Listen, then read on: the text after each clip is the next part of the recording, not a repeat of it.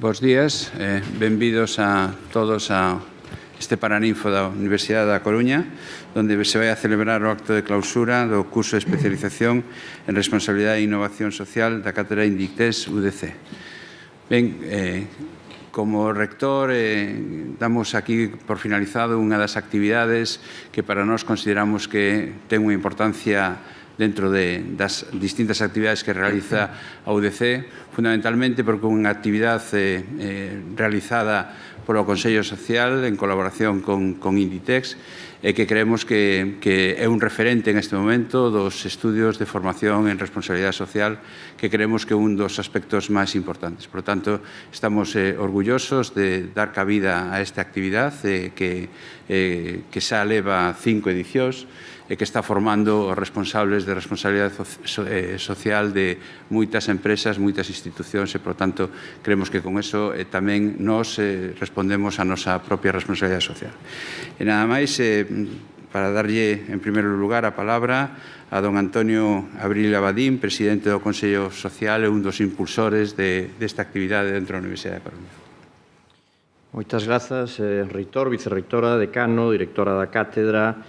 Christina, moitísimas grazas por estar hoxe aquí con nós, alumnos, alumni, autoridades, amigos e amigas. Pola miña parte, expresar a satisfacción por estar hoxe aquí un ano máis nesta ceremonia de clausura da que xa é a quinta edición do posgrao en Responsabilidade e Innovación Social, e moitísimas grazas a todos vos polo apoio, a Universidade pola compañía neste fantástico viaxe no mundo da educación e formación en responsabilidade e innovación social que tanta falla fai. Moitas grazas. Moitas gracias, señor presidente do Consello Social. Damos a continuación a palabra a don Anxo Calvo Silvosa, decano da Facultade de Economía e Empresa da Universidade da Coruña. Moitas gracias, señor reitor. Eu tamén quero comenzar a miña intervención pois felicitando as persoas que hoxe van recibir estes diplomas aquí, porque constitúe un fito máis na súa formación nun ámbito tan importante como da responsabilidade social corporativa. Eu estou particularmente contento o día de hoxe porque eses estudos principalmente tiveron lugar no marco da nosa facultade, da Facultade de Economía e Empresa desta universidade. Grazas a esta iniciativa que xa leva anos desenvolvéndose, eu creo que cada vez con máis notoriedade, cada vez con maior nivel de calidade, pois o noso centro, a Facultade de Economía da Empresa, está a se converter nun referente da formación e do pensamento no ámbito da responsabilidade social empresarial. Para nós constitúe un exemplo palmario, un exemplo inmellorable de colaboración, de boa colaboración entre o que debe ser o mundo da academia e o mundo da empresa. Esperamos que este curso teña continuidade no futuro e, sobre todo, poder contribuir a través dos seus egresados a que un concepto tan relevante como da responsabilidade social corporativa arraigue non só nas empresas de relevancia, nas grandes empresas, senón no conxunto do tecido empresarial que temos máis próximo, que neste caso sería o tecido de Galicia, de España, de Europa.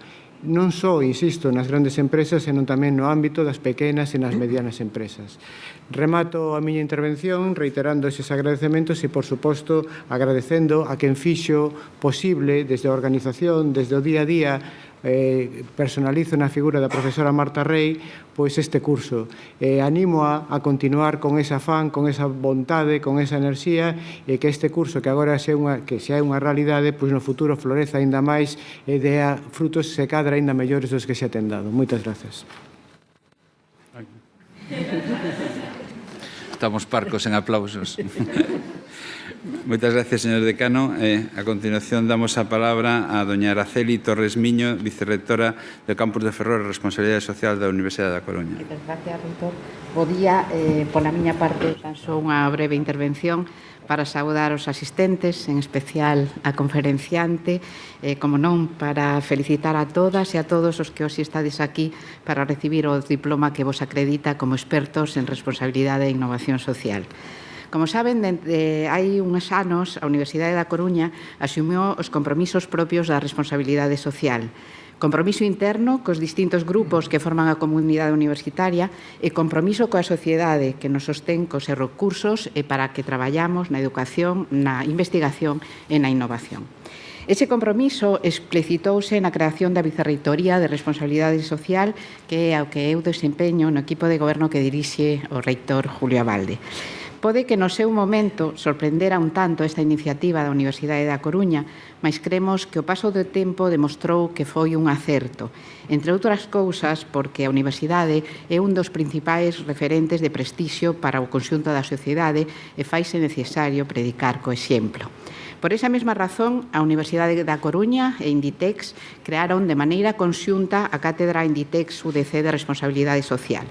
Sen dúbida ninguna, outro acerto, polo que felicito a súa directora, a profesora Marta Rey, e ao seu equipo de colaboradores. Malia o concepto de RSC asociouse inicialmente ao ámbito empresarial, resulta imprescindible que as administraciones públicas e outras entidades non empresariales asuman os principios básicos da responsabilidade social. Nesa vía estamos a actuar na nosa universidade. Por un lado, facilitando que na formación dos nosos graduados prendan os principios e os principais conceptos da responsabilidade social. E tamén ofrecéndolles aos profesionais, como os que hoxe vais a recibir o vosso diploma, a posibilidade de adquirir unha formación específica neste terreo. Por outro lado, tamén traballamos de xeito transversal no seo da propia institución, en especial naqueles ámbitos en que se fai precisa unha acción máis directa. Refírome á atención á diversidade, á igualdade de xénero, a iniciativas en materia de medio ambiente e de cooperación. Estas contan con unidades específicas dentro da nosa estructura universitaria. Nada máis pola miña parte, moitas gracias pola súa atención e parabéns de novo a todas as persoas que completaron a súa formación participando nesta quinta edición do Curso de Especialización en Responsabilidade e Innovación Social. Que teñades todos un bo día. Gracias. Moitas gracias, vicerrectora. Vamos a darlle agora de novo a palabra a don Antonio Abril Abadín para que faga a presentación da nosa conferenciante. Moitas grazas de novo, reitor. A great honor for me to introduce Christina Hajagos-Clausen, who has followed a career trajectory focused on making the lives of those around her much better. She currently is IndustriALL Global Union's director for the textile, garment, shoe and leather sector. IndustriALL Global Union, as you all know, represents 50 million workers in 140 countries in the mining, energy, and garment and textile manufacturing sectors, and is a force in global solidarity, taking up the fight for better working conditions and trade union rights around the world. Christina holds a B.A. in Language and Literature from Bard College and M.A. in Liberal Studies from the New School for Social Research, and an M.S. in Union Leadership and Administration from the University of Massachusetts. She is also a graduate of the Harvard Trade Union program. She currently lives in Geneva, Switzerland, with her husband and 2 sons.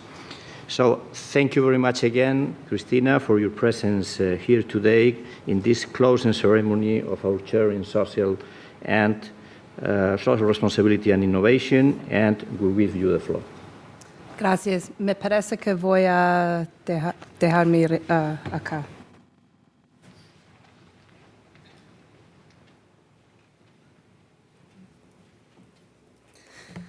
Gracias. Yo hablo un poco español, pero yo voy a dar mis remarcas en inglés, porque como es mi lengua maternal, me siento muy confianza en inglés. Pero vamos a comenzar con una pequeña película sobre el trabajo que hicimos en IndustriALL Global Union en el sector de textil.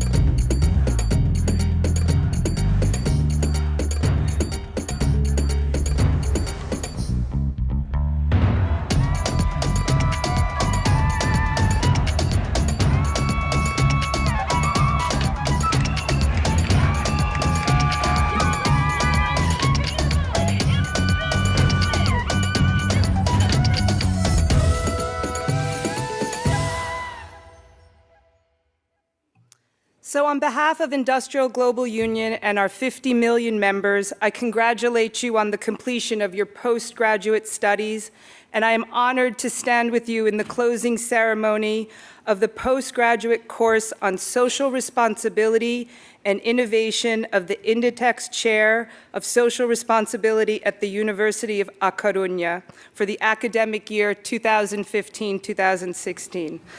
As I was introduced, I'm Christina Hajagos-Clausen. I'm the director of the textile garment sector at IndustriALL Global Union, a global union which represents over 600 affiliated federations in over 140 countries. We have 14 sectoral departments that cover energy, mining, and manufacturing. The textile and garment sector is the largest sector within IndustriALL, with over 6 million workers in the sector. As you saw from the video, IndustriALL has been active. We've challenged the power of multinational companies at the same time as negotiated with them on a global level. We believe in another model of globalization, an economic and social model that puts people first based on democracy and social justice. We have fought, we have risen from tragedy, and we have done so collectively. It is collective action, the hallmark and the power of the international labor movement, that has given us the ability, the knowledge, and the possibility to transform global supply chains. The International Labor Organization, the ILO, estimates that the number of jobs linked with the global supply chains in 40 countries increased from 296 million in 1995 to 453 million in 2013. This represents more than 1/5 of the global workforce. For many workers, jobs in the global supply chain mean precarious work, low wages, and inhumane working hours. The expansion of the global supply chains have been driven by a business model expressly designed to take advantage of low wages and inadequate regulation and enforcement. Research shows that the respect for workers' rights in supply chain is declining. In the garment industry, there was a 73% drop in the workers' rights score of the top 20 apparel exporters to the U.S. between 1989 and 2010. At the same time, there was a 42% reduction in the price paid for clothing they produced. This is why this week at the ILO conference, with the theme of the meeting, Decent Work in the Supply Chains, delegates from employers, workers, and government groups came together to debate and find solutions to these complex issues. Also this week at the OECD, the Global Forum on Responsible Business Conduct met to examine due diligence and making impact through responsible business.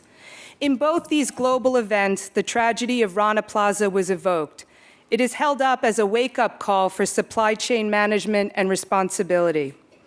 However, for both IndustriALL and our sister global union, UNI, Rana Plaza was a line in the rubble where global unions vowed to do everything in our power to prevent an occurrence of such a horrible event.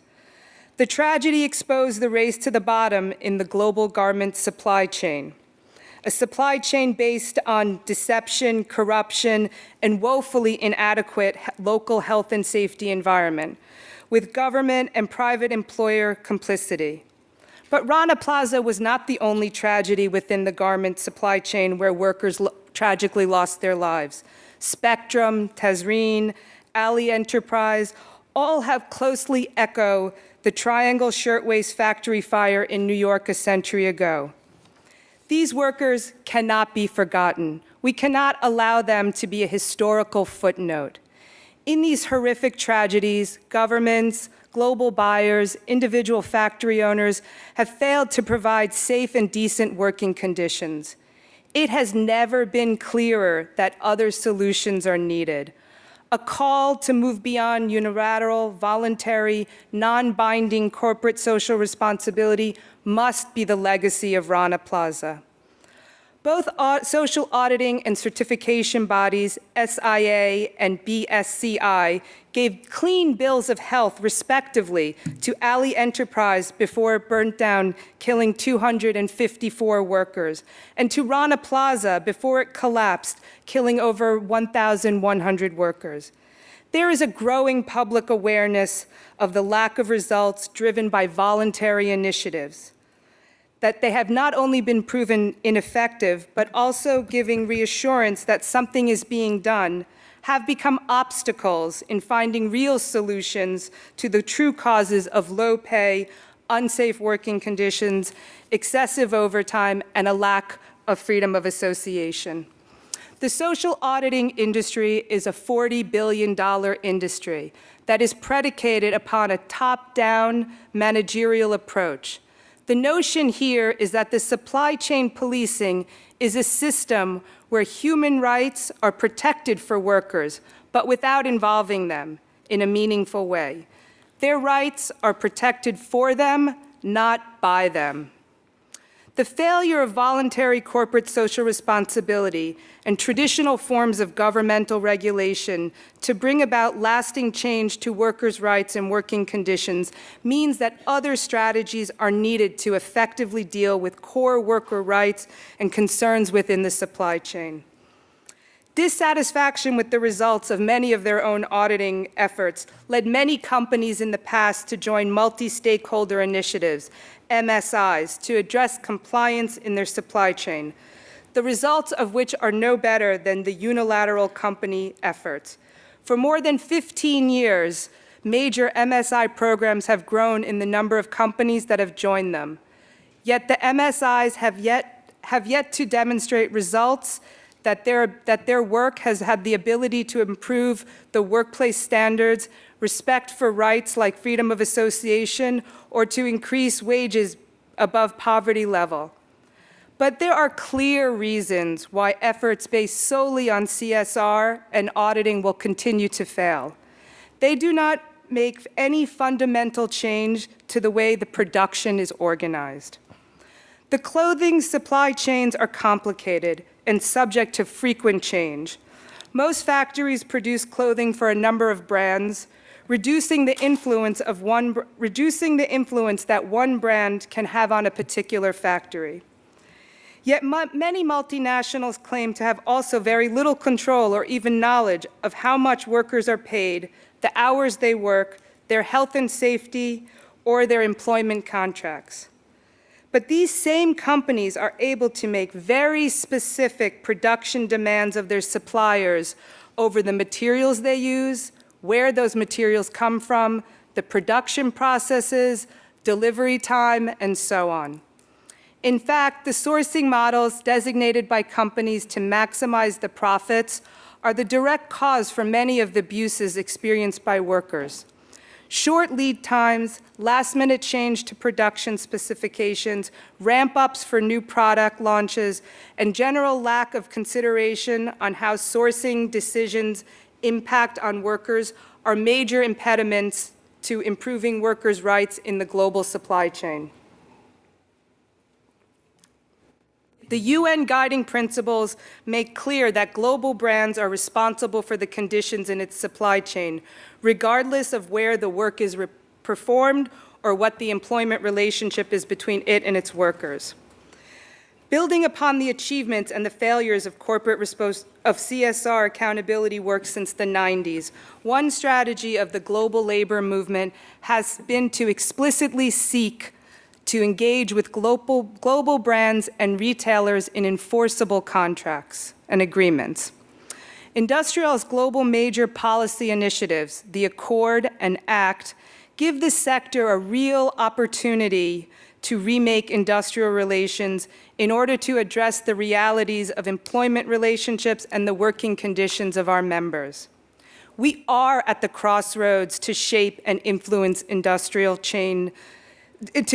supply chain industrial relations. The garment industry is one of the oldest. The wearing of clothes is an exclusively human characteristic. Clothes has practical applications, but it is also an expression of ourselves, our culture, our mood, our state of mind. Look around the room. Many of us here use clothing and fashion as a way to express who we are, what we believe in. These aspects are the driving force behind an industry that has a turnover of trillions of dollars annually. The global garment supply industry has experienced many changes in technology over the centuries since the first modern factories appeared in England some 250 years ago. The industry is one of the oldest to embrace the forces of globalization. It is one of the first to develop global dimensions in moving production to developing countries. It is an industry that has also mirrored the postmodern era of consumption and production. Products are turned around faster and faster, with the supply chain spreading across the globe, becoming more and more complex and moving further and further away from its social obligations.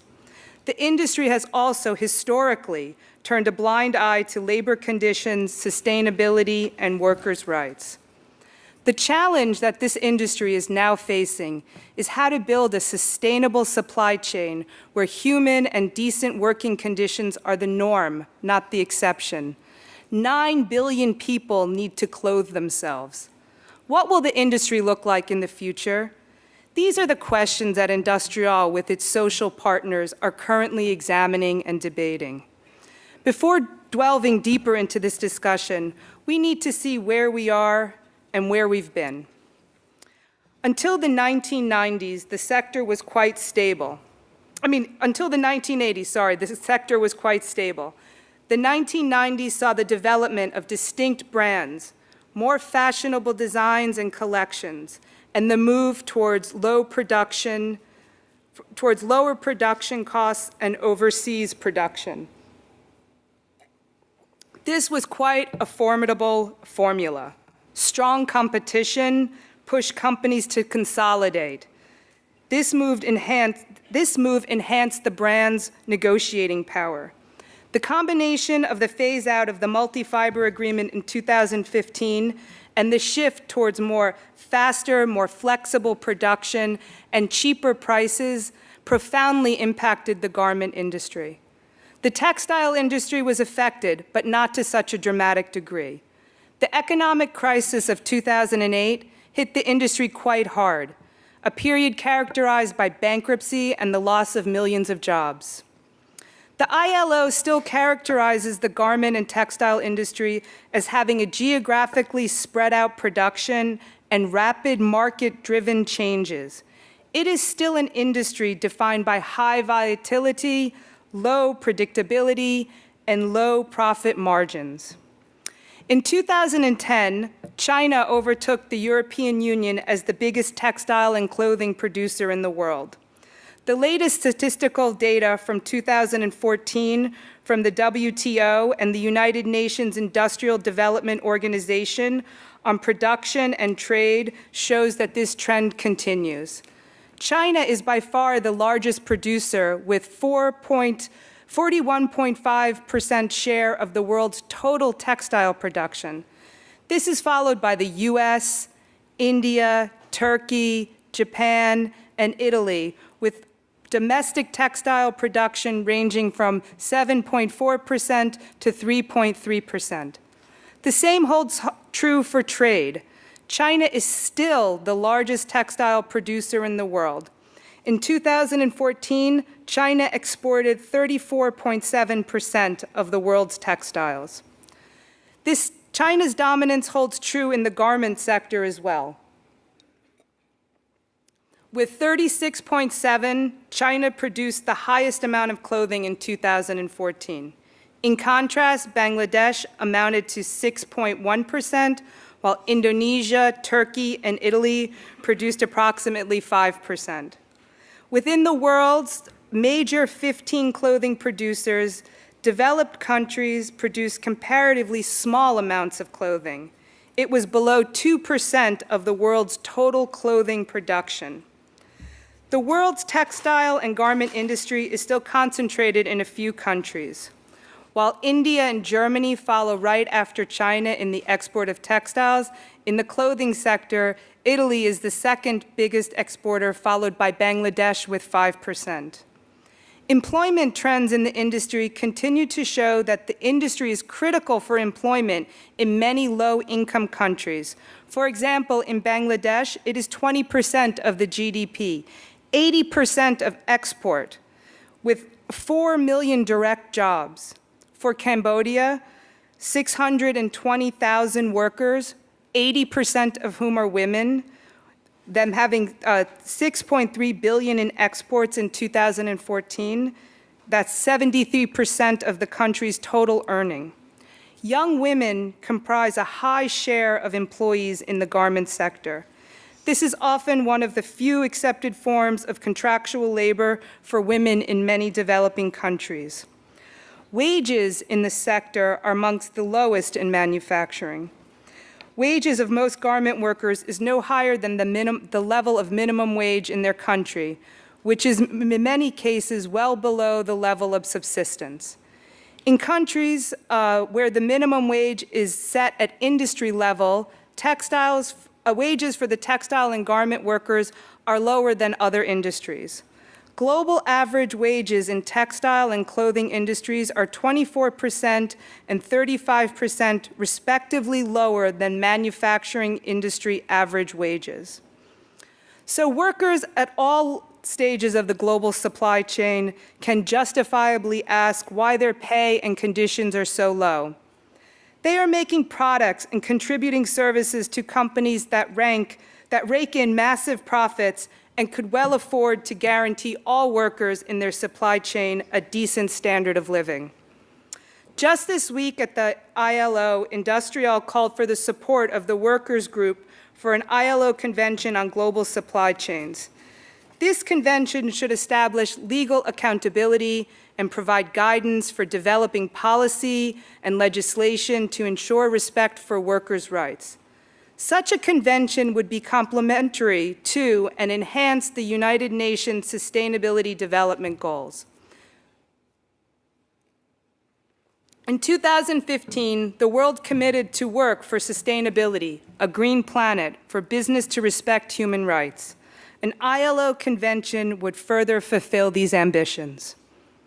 In absence of global rules for the supply chain, IndustriALL has been taking action to hold multinational companies in its sector accountable, and it has been forging a new way in industrial supply chain relations. IndustriALL Global Union has signed 47 global framework agreements with multinationals, covering over 10 million workers. In the textile and garment sector, we have 3 major global framework agreements that cover close to 3 million workers. These global framework agreements, which are referred to as GFAs, so I will use the word GFAs, cover close to 3 million workers. In our GFA with Inditex, 1.4 million workers, and our recently signed GFA with H&M's 1.6 million workers employed by the garments, brands, suppliers, and subcontractors guarantee their fundamental labor rights and provide for joint dispute resolution mechanisms at local, national, and global levels. Our GFA with Inditex and H&M has already proven instrumental in solving conflicts in the company's supply chain globally. From Portugal to Turkey, from Myanmar to Pakistan, these global framework agreements have led to union recognition, collective bargaining agreements, and reinstatement of fired workers. This is global supply chain responsibility in action. Another example of global supply chain responsibility has been the work that has been done to revamp the system of remedy as it relates to due diligence. The work that the global labor movement with civil society and business and government have done to transform and set a new precedent for victims' compensation. It is unseen to have all stakeholders joined together to provide compensation for an industrial accident in the supply chain. Rana Plaza brought together divergent stakeholders, government, industry, trade unions, global brands, NGOs, to develop a system on how to translate the ILO's Convention 121, the Employment Injury Benefit Convention. And in the case of Rana Plaza, this is truly unique and has set a precedent for future industrial accidents to follow, as was done with the Tazreen compensation. In this case, labor has made compromises. It has negotiated and has campaigned, but it has also resulted in a pragmatic delivery of minimum compensation. This hasn't been so much highlighted as groundbreaking as to the likes of the Accord, but from a corporate accountability perspective, it is. Compared with other industrial accidents where victims have gone to the court and won, many victims have not seen money 30 years later. In these cases, we dealt with all the practical and underlying political issues, which ensured that everyone had small but important things like medical assessments and bank accounts. Global framework agreements and creating practical solutions for the compensation system to address the supply chain where it has failed are both examples of global supply chain action, responsibility in action. But the reality of the situation is that nothing less than a fundamental change to the way that production is organized in the garment supply chain will provide relief to workers from poverty wages, crippling working hours, and in the most egregious cases, the loss of life. Such a fundamental change may turn out to be the legacy of the Rana Plaza collapse, a defining moment for the way that companies approach supply chain compliance. It is made possible by a groundbreaking and legally binding agreement between global unions and more than 200 companies. The Bangladesh Accord on Fire and Building Safety has established a new model of cooperation between global brands and trade unions to enforce compliance standards. The Accord is based on independent, credible safety inspections, public reports and information disclosure, mandatory safety remediation, and this is enforceable through an arbitration process, mandatory health and safety committees, the right to refuse dangerous work, occupational health and safety complaint mechanism, and a central and equal role for workers and unions. Since the creation of the Accord, 1,550 factories have been inspected. 1,452 corrective action plans have been published. 56% of the remediation has been completed. The Accord has an in-staff operation of 200 people. They employ over 100 engineers, 18 of them which are women, so the Accord is actually the largest employer of female engineers in Bangladesh. And it's also unprecedented information is publicly available. So the Accord really sets forward a piece on transparency that has been missing from many of the voluntary corporate social responsibilities initiatives of the past. The challenge now is to further develop this model to address other systemic supply chains rights violations. 18 major global companies, including Inditex and IndustriALL Global Union, have now joined forces to apply such an approach to living wages in the garment industry in a process called ACT. IndustriALL has signed a memorandum of understanding with the global garment brands involved in the ACT process. The MOU is explicit in identifying the development of industry bargaining in the garment-producing countries as essential to achieving living wages and the need for effective recognition of workers' rights for freedom of association and collective bargaining in order for this to be realized. It requires the resulting industry-wide agreements to be linked to purchasing practices to ensure that factories pay the agreed rate to their workers. By creating mechanisms that link unions, buyers, and suppliers, the ACT process aims to create a framework for genuine supply chain industrial relations for a fair and stable global garment industry. ACT is the best chance we have to improve garment workers' wages in a way that is scalable, sustainable, and enforceable. IndustriALL Global Union goes beyond naming and shaming multinational companies by entering into direct relationships with them to regulate their supply chains in the interest of workers. John Ruggie, in a recent letter to the Director General of the ILO, wrote, "There are some compelling examples of how companies have been working together with trade unions, government, and others to address some of the most severe and systematic labor rights abuses in their supply chain. The Bangladesh Accord and the ACT initiative are two such instances that illustrate the promise of collective action to leverage change. Importantly, these initiatives are not just about voluntary philanthropic contributions to development, but also the product of a recognized responsibility of companies to address severe human rights risks in their supply chain. In doing so, these initiatives make a critical contribution to sustainable development." Unquote. In conclusion, we are at a crossroads.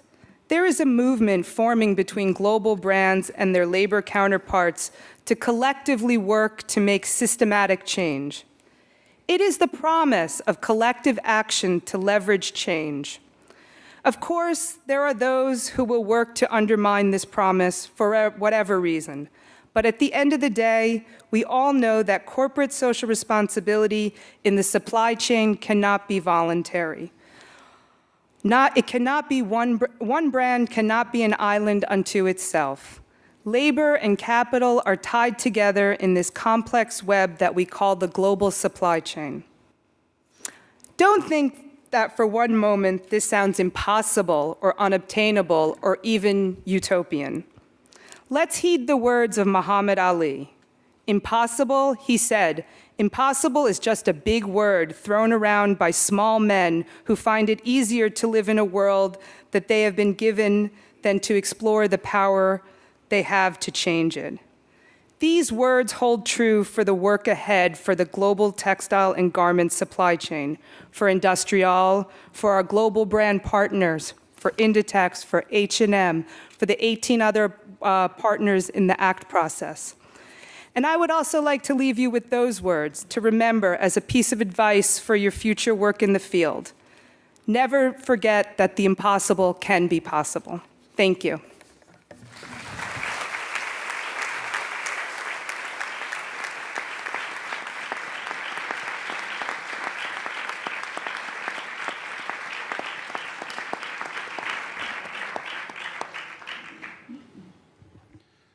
Muchas gracias.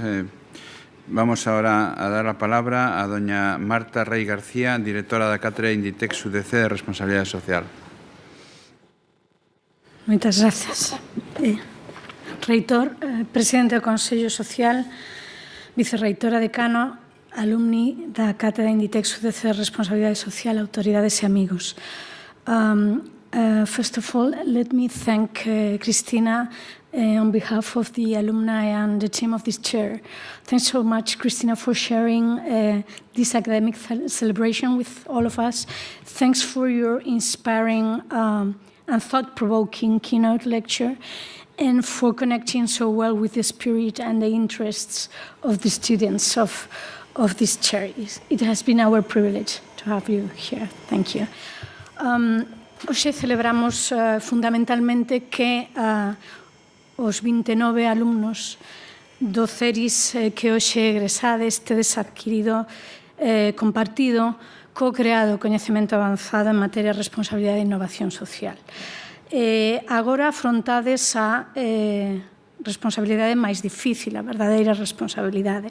Vos toca trasladar ese coñecemento ao voso día a día para contribuir, esteades onde esteades, á procura dunha sociedade mellor, máis sostible e tamén máis xusta. Eu confío certamente en que, axudados por exemplos, procuras, reflexións, zozobras, amizades vividos durante este intensísimo semestre, o fagade realidade. Entre tanto, as portas desta cátedra sabedes que sempre quedan abertas para todos vos. Os profesores universitarios temos hoxe amplas responsabilidades nos eidos da docencia, da investigación e da transferencia, responsabilidades ás veces non sempre acompañadas por medios que nos permitan afrontalos con éxito. Pero é obrigado recoñecer que tamén temos un enorme privilexio. Cada ano entramos en contacto con persoas como a vos, con persoas que queren aprender. Cada promoción da cátedra, eu penso que é imposible conseguir candidatos con máis talento, con máis paixón e formas diversas de ver a vida e de facer as cousas. E cada ano me volvo a sorprender e me reconcilio a través dos meus alumnos coa humanidade inteira. Pero sodes, ademais, unha promoción moi especial porque cumprimos 5 anos de andaina na cátedra e penso que nos atopamos ante un claro punto de inflexión. Durante este tempo, egresamos xa 162 alumnos e xestionamos a participación de 173 profesores invitados. Pero estas cifras non representan verdadeiros resultados. Penso que só demostran o moito que temos traballado Vanessa Mato, Noelia Salido e Ana Felgueiras e máis eu. Grazas de corazón ás tres por me acompañar neste camiño, o ritmo da miña exixencia, que sei que non é nada doado. Eu tamén teño o privilexio de contar coa vosa colaboración. Aínda que é prematuro pensar no impacto dunha iniciativa tan nova como a cátedra, e quero pensar que tamén innovadora, sí que hai algún indicador que pode suxerir que neste traballo intenso imos cumprindo ou, alo menos, estamos no camiño de cumprir os obxectivos que Inditex, a propia Universidade da Coruña, e eu mesma como responsable do equipo de deseño e execución do proxecto académico escollimos no ano 2011. As enquisas de avaliación global dos alumnos de posgrao lle outorgan unha calificación de 4,5, de 4,5, entre moi bo e excelente. Temos ata hoxe recibido 435 solicitudes de admisión neste posgrao, con un ratio de 4 solicitudes por praza nesta quinta edición. Unha mostra de interés que a miña obriga a agradecer fondamente. É unha cifra, penso que principalmente impulsada pola prescripción positiva que os antigos alumnos que recomendades o posgrao a colegas e amigos facedes. A porcentaxe de egresados que se incorporan xa a tarefas de responsabilidade da innovación social no seu desempeño profesional vai crecendo edición a edición. As organizacións do noso entorno comunitario que se achegan cada vez máis a nós para solicitar a colaboración dos alumnos da cátedra ven a través dos proxectos prácticos ou a través de oportunidades laborais. Penso que a avaliación do impacto da comunidade de talento e de sentido ético que temos pretendido alentar desde a cátedra, desde Galicia, terá que facela desde logo alguén externo en un futuro. Hoxe o que me toca é agradecer por estes 5 anos que hoxe pechamos. Un agradecemento moi persoal a Antonio Abril pola confianza que me demostrou cando me propuxo deseñar e dirixir a cátedra na primavera de 2011 e por renovar esa confianza cada ano desde entón. Agradecemento institucional como presidente do Consello Social polo seu apostolado inaccesible ao desalento por impulsar un entendemento transformador entre a universidade e a empresa e o seu equipo do Consello Social por integrar a cátedra con interese agarimo no seu día a día. Agradecemento por descontado reitor polo seu apoio directo e sostido nos malos e nos bons momentos e tamén os profesores Barja e Ernesto por ter a visión de permitir o desenvolvemento desta iniciativa académica e cívica que penso que é pioneira a nivel español desde moitos puntos de vista desde cero ata hoxe. A Inditex, desde logo, por ser mecenas non só xeneroso con esta cátedra, senón tamén comprometido, participando e apoiando as actividades de formación e divulgación e de xeito moi destacado estas conferencias en código aberto. A vicerreitora de Responsabilidade Social e do campus de Ferrol polo seu apoio moral, ademais de institucional. O decano por facer súas as actividades da cátedra e acollelas sempre con entusiasmo na Facultade de Economía e Empresa. Grazas a todos vos e os meus cordiais parabéns e mellores desexos de cara ao futuro para esta quinta promoción do CERIS. Que saídes, espero, con gañas dun xeito mellor de traballar e de vivir, pensando non só no curto prazo, senón tamén no voso legado como profesionais e como cidadáns. Alegrémonos, pois. Noraboa.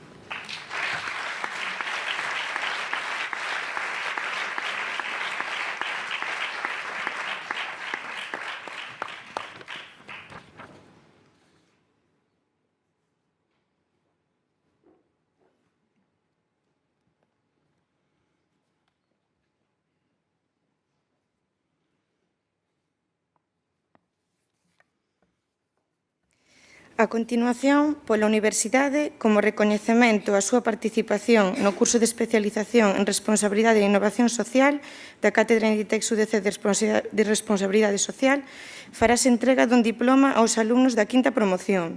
Os alumnos serán chamados por orde alfabética e en grupos de 6. Carmena Mayorga, Fátima. Díaz Ayude, Alberto. Dios Pouso, Herminia. Fernández Villar, Ángela. García Torres, Sofía. Gil Paz, Iriana.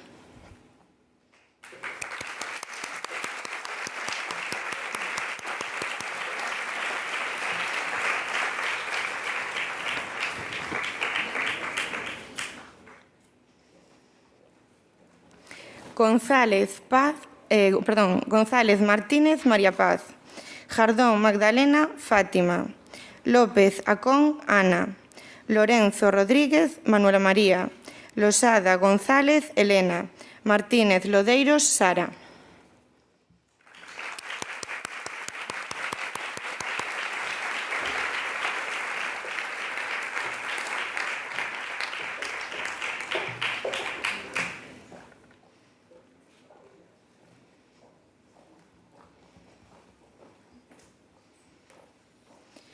Montes Vázquez, Susana. Pan Temprano, Sara. Paz Sangiao, María. Pintos Chamadoira, María. Rei Sánchez, Úrsula. Rivas Mata, Marina.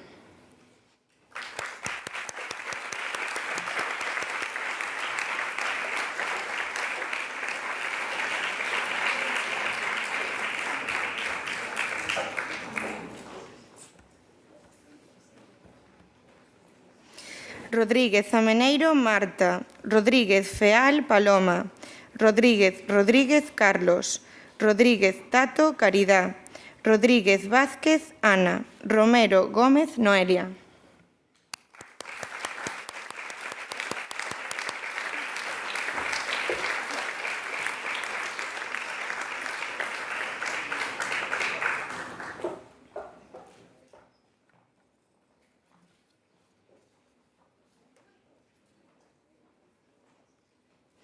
Soliño Barcia, María. Tello Cámara, Clara. Torres Insua, Raúl. Vázquez Morandeira, Isabel.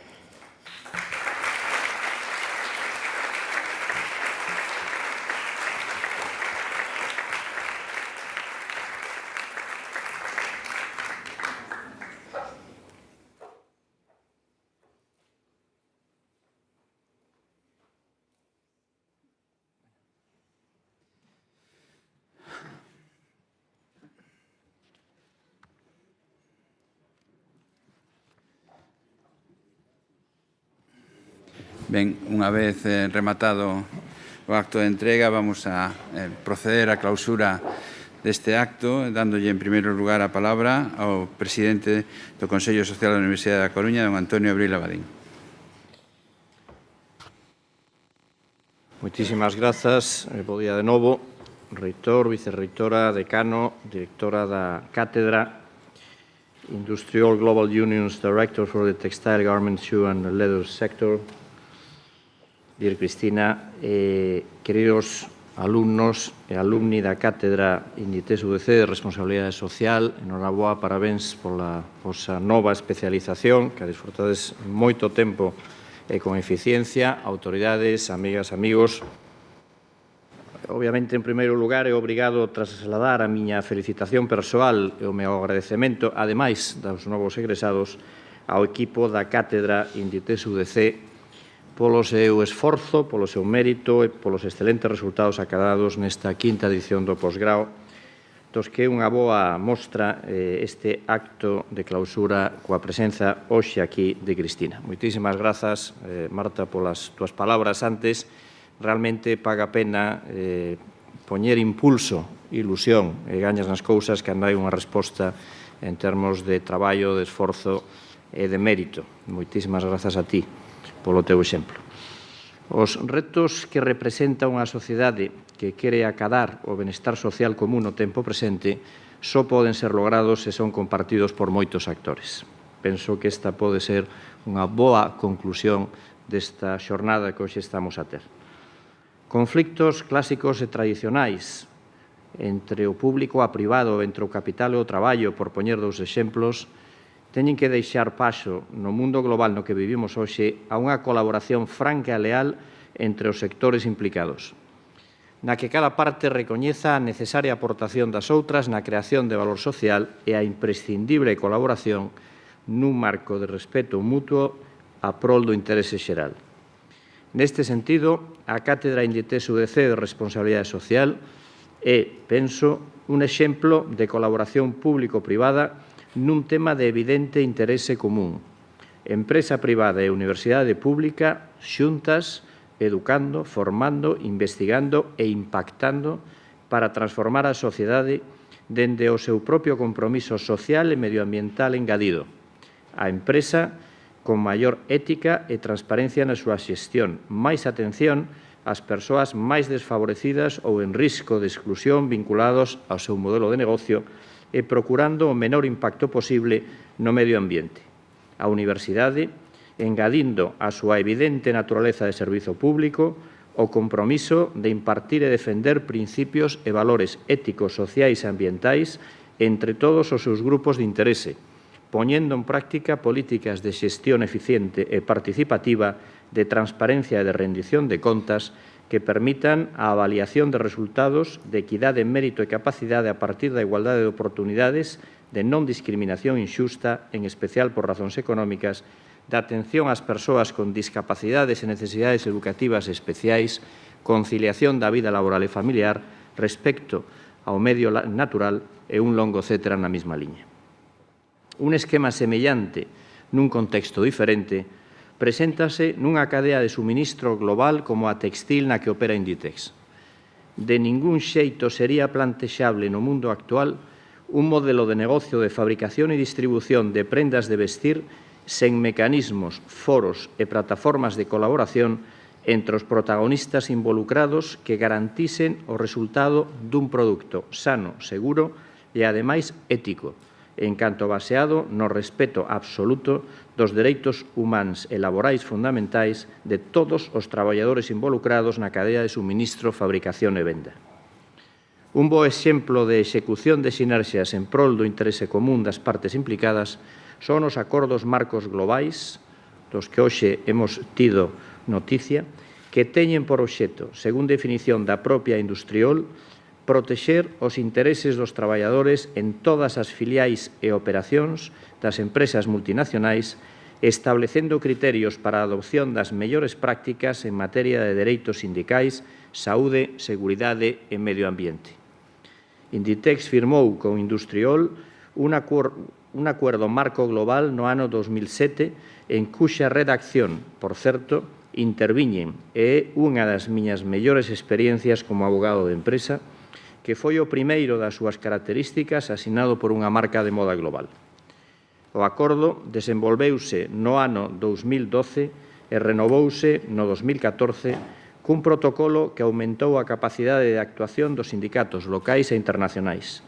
Finalmente, en abril deste ano, firmouse un novo acordo precisamente para mellorar, a través da figura do experto sindical, a coordinación do traballo entre os sindicatos e os equipos de sostenibilidade de Inditex nos diferentes países.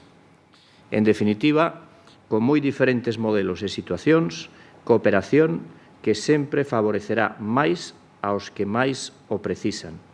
Así o defendemos na nosa cátedra e dende hoxe apuntamos tamén como un dos nosos principais obxectivos o que never forget that the impossible may be possible. Okay. Moitas grazas.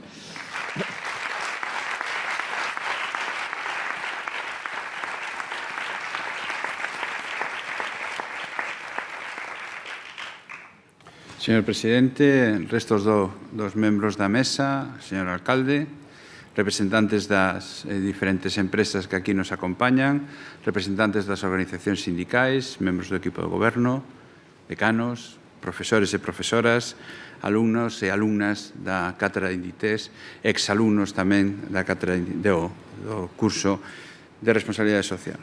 En primeiro lugar, o que quero é agradecer o traballo de toda a Cátedra Inditex. En primeiro lugar, Antonio Abril, que, como xa dixo a directora, é o auténtico impulsor de todo este proceso, pero tamén a directora e a todo o seu equipo que fan posible ano tras ano que este curso chegue a bon porto. Tamén quero expresar a todos e a todas os titulados os meus parabéns e os de toda a comunidade universitaria por rematar a súa formación nesta quinta edición do Curso de Especialización en Responsabilidades e Innovación Social. Quero felicitar igualmente a nosa conferenciante pola súa magnífica exposición sobre a cadea de relacións do entramado industrial nun sector tan globalizado como é o textil. Unha conferencia, sen dúbida, particularmente interesante para os que, como eu, somos profanos na materia. Esta é a primeira vez que asisto como reitor á clausura deste curso, polo que quero aproveitar a oportunidade para expresar a satisfacción do equipo do Goberno da Universidade da Coruña, tanto pola actividade da Cátedra Inditex-UDC como polo impacto formativo deste curso, que dun xeito simbólico pechamos en este acto. Os cursos de especialización diséñanse para complementar a formación regulada que se obtén ao cursar un grau ou un mestrado e para facilitar a actualización de coñecementos de persoas que se están insertadas no mercado laboral, o que normalmente se denomina formación continua. O concepto de responsabilidade social empresarial ou corporativa aínda ten, como saben vostedes perfectamente, un curto percorrido temporal e xa que logo tamén académico.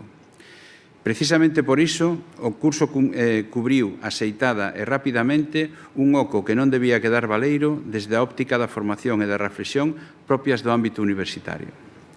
A propia Unión Europea ven insistindo nas súas comunicacións e resolucións parlamentarias na idea de que a responsabilidade social empresarial exixe novas capacidades e cambios nos valores e nos comportamentos. En gran medida, eses cambios son só posibles se os centros educativos van integrando a responsabilidade social e o desenvolvemento sostible e a ciudadanía responsable nos programas educativos correspondentes, en especial no ensino secundario e no ensino universitario.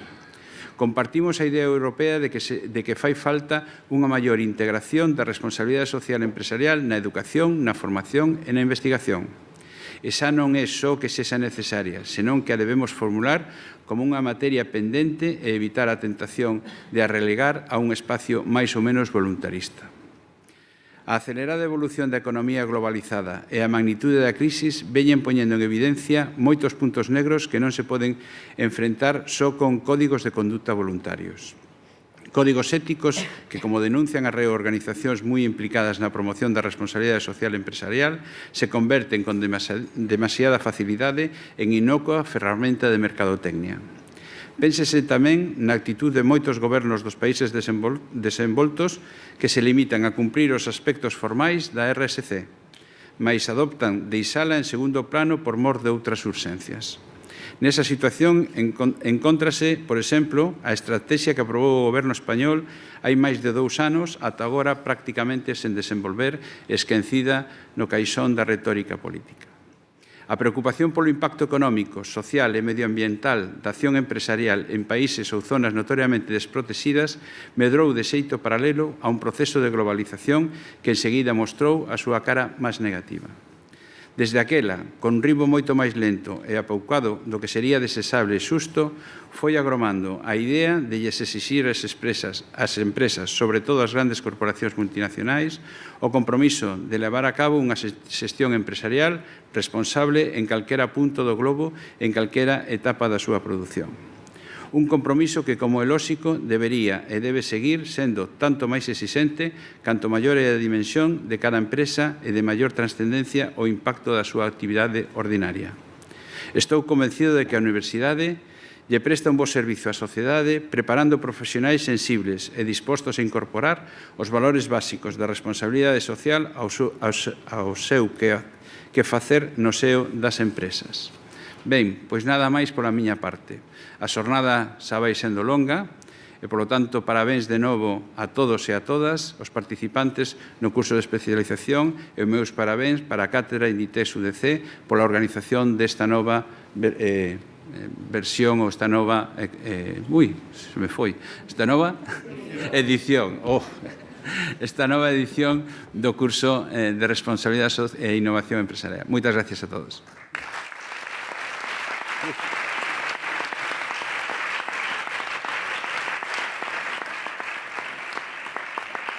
Ben, agora vamos a ter unha pequena actuación musical por o coro da Universidade da Coruña. Oh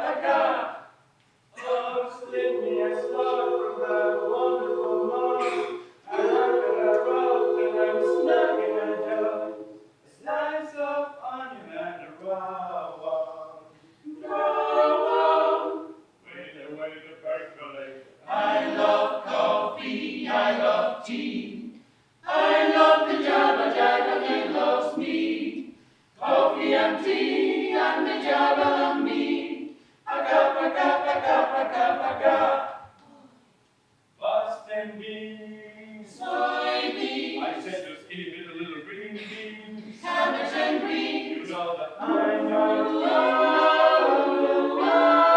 Unless it is a cheery coffee bean. I love Java, bean and pie. What's this about the coffee pie? Soup me that part of my room.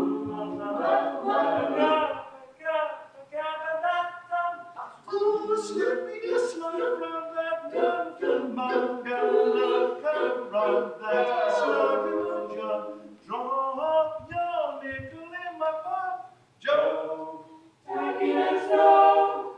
Wait up, go later. Coffee and tea. I love the Java Jam and it loves me. Coffee and tea and the Java and me. A cup, a cup, a cup, a cup. Boy.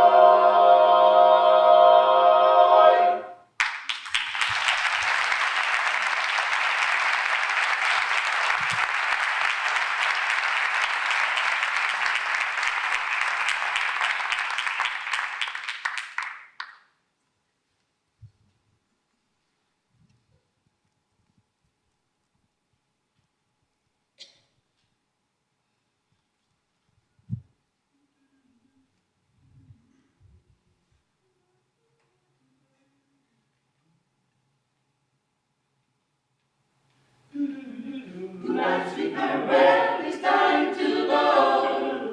Tonight, sweet and well, it's time to go. I hate to leave you, but I really must say, tonight, sweetheart, good night.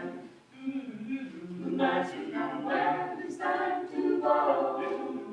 Tonight, sweet and well, it's time to go.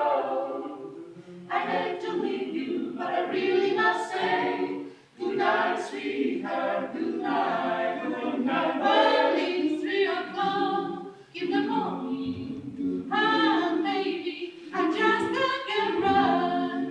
Well, I hate to leave you, baby, I don't mean baby, because I love you so. Good night, sweetheart, well, it's time to go. Good night, sweetheart, well, it's time to go. I hate to leave you, but I really must say, good night, sweetheart, good night, good night. Well, your mother and your father might not like it if I stay here too long.